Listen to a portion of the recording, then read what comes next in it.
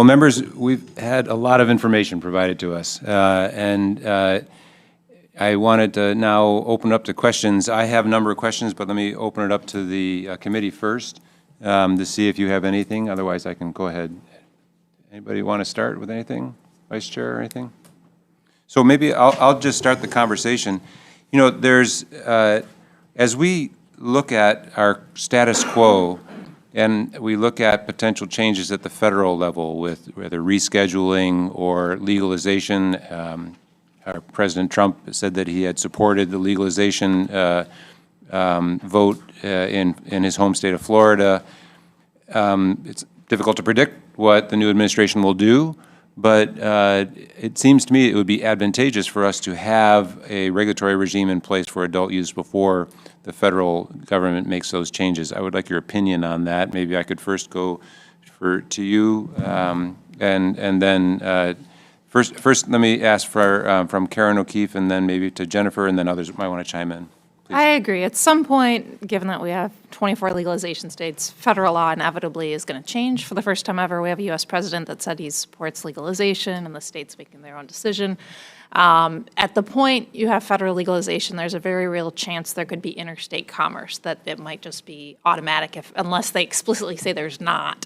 So if Hawaii has passed legalization, then you'd have the possibility of being up and ready to export it.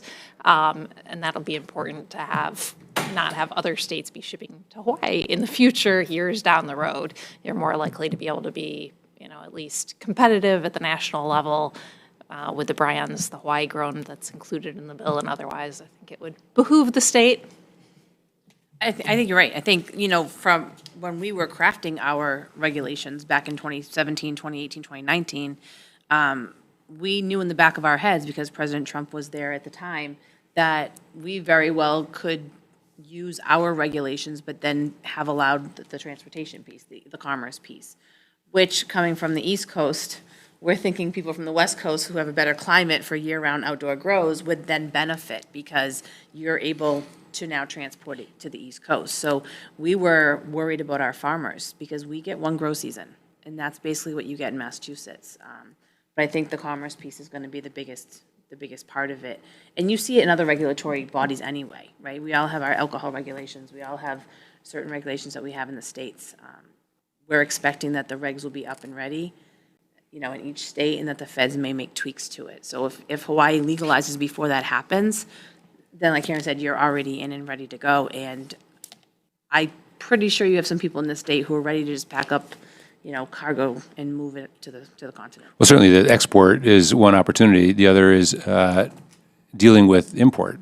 If there is interstate commerce allowed under any federal changes, then we would be looking at a flood of California, Oregon, Washington, other states sending their goods here, and we would need to be able to regulate that, or else it's the Wild West, no regulation.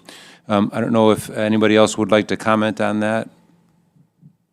If not, I can go. Oh, please go ahead, Andrew. I would add to that one of the considerations probably should also be there are protectionist aspects of the bill that require residency for licensing, and those would not be available if that becomes federally legal. So if the intention of the state, the legislature, is to give advantage to residents in some way, then that would only be pre-federal legalization. If you don't mind, please go ahead. Sorry. I'll add to that. It also is possible under federal law to explicitly say the Dormant Commerce Clause, which is what means that you have to have interstate commerce and you can't have residency requirements, can be waived. So if Hawaii already has legalization, you could have a seat at the table and say, we really care about this residency piece. Please say that there's an exception to this, for example.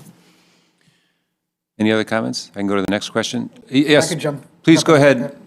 Kaliko? Appreciate it. Thank you very much. I think one of the other things I would highlight is that being able to get it done before a potential rescheduling or a federal regime comes down, make sure that you do have some homegrown businesses that are starting to get up and build some sort of, sort of experience behind them before the larger players are trying to enter the Hawaii market. Because I do think that under a rescheduling regime, you're going to see even more consolidation by the largest multi-state operators, and they're going to be able to try to get out into some of these other markets through an interstate commerce compact. But I think if you guys had homegrown Hawaii cannabis companies, if there was that interstate commerce and a potential bill like Representative Huckman of California has put forth, that you could have direct to consumer commerce through online sales. I think that would put Hawaii in a competitive position later on down the road.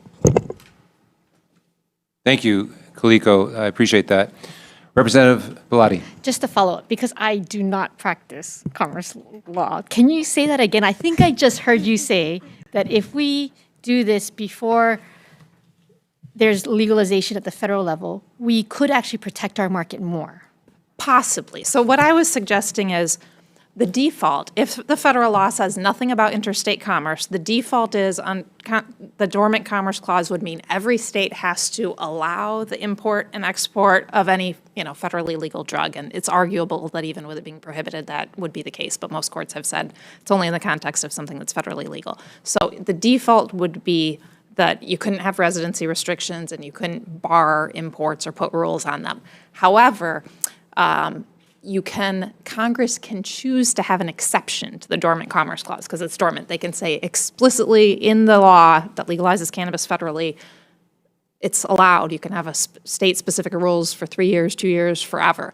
So what I'm saying is it would perhaps, if you already had a legalization market, you could have a stronger voice with other states that want to keep being able to make their own rules and to advocate at the federal level to have an exception to it, to say, we have a 3-year buffer, or we can have residency, or whatever the case might be.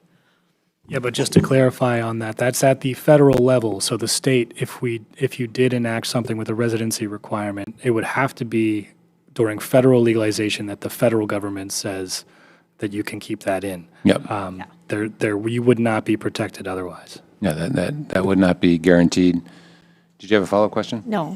Okay. Thank you. It is worth mentioning that most of the Republicans who are obviously now in power at the federal level, most of their orientation to cannabis, if they're supportive at all, is to leave it up to the states, right? So being able to really set up your own regime and be able to set yourself up for that future conversation also allows Hawaii to be able to be in a negotiation perspective when they actually do write the federal law. That they're likely going to be able to defer to a lot of states, and doing that ahead of time puts you in a better bargaining position.